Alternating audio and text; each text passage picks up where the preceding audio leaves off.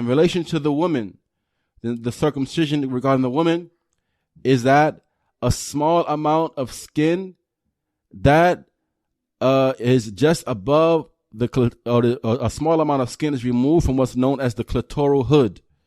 It is just above the vagina.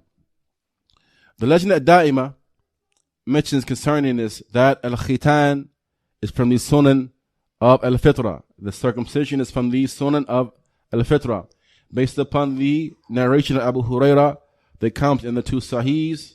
The Prophet ﷺ said, "Khams min al-fitra," 5 are from the fitra. We mentioned in the hadith that we mentioned previously. And he said, "Wal aslu fi khitan nisa annahu mukarrama," that the also regarding the circumcision of women is that it is an ennoblement. It is something honorable. It is something dignified.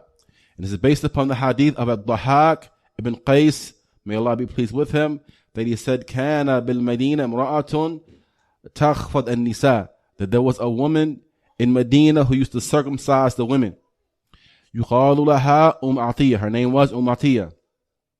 فقال لها النبي صلى الله عليه وسلم. The Prophet said to her, "Ashimmi wala tanhaki." He said, remove a small amount of skin and don't go to excess. Don't go too far. فإنه أنظر للوجه وأحظى عند الزوج, because it serves to brighten the woman's face and it is more pleasurable for the husband. And when the circumcision is done right for the woman, then it serves to brighten her face and it is pleasurable to the husband. Hadith reported by Al-Hakim, Al-Tabarani, and other than them.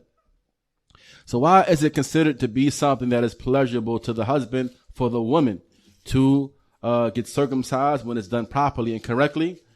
Because in order to know that, as they say, bil adbad, by way of opposites, then the excellence of things become known. Now, by way of the opposites of things, then the excellence of the opposites become clear to us.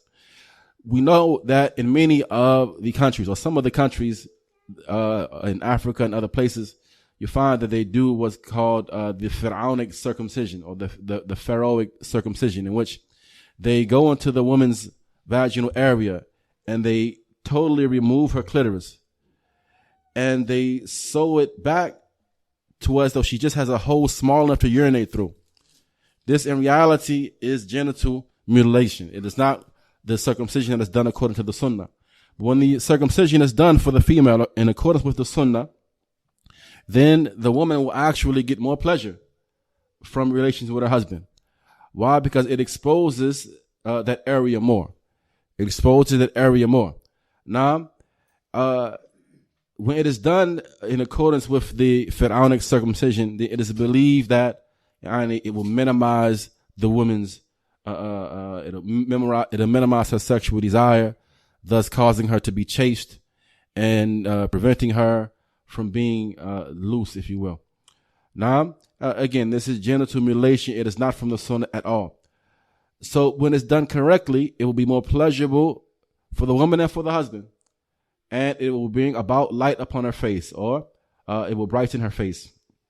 Now, he mentions, or the legend of Da'imah, they go on to say that the description of the khitan al-mashru', the legislative circumcision for the women, it is that ishmam al-warid fil hadith as-sabiq. The hadith, it mentions this was called ishmam. When he said, ashimmi wala tanhaki.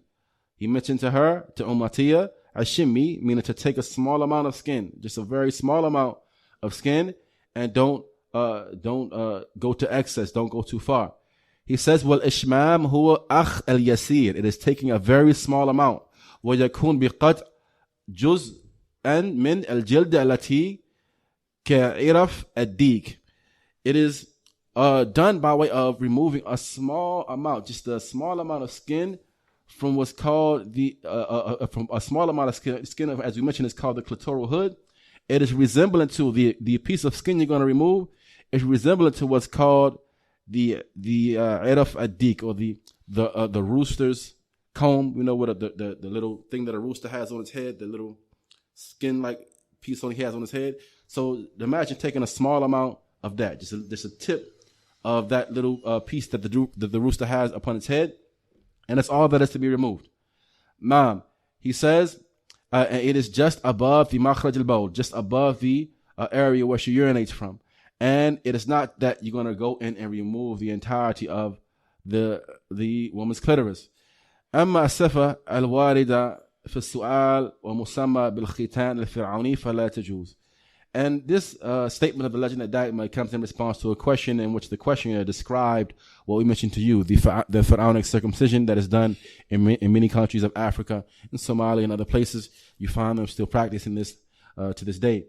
The legend they mentioned that as for what has come in the question that is referred to as the khitan al-fir'auni, the pharaohic circumcision, it is not permissible due to the prohibition of the Prophet sallallahu alaihi wasallam in that. From that, wherein he said, "Ashimmi wala tanhaki." He told her to take a small amount, wala tanhaki. Yani don't go to excess, don't go too far in removing whatever it is that you're going to remove. Wal inhak al manhi anhu huwa al mubalagha. He says that inhak that has been prohibited, it is al mubalagha, going to extremes in the removal of whatever is being removed by these people. It is muharram, that is impermissible due to what this contains from harm of the woman. And the Prophet ﷺ said, "La darar wa la dirar." There's to be neither harm nor reciprocal harm.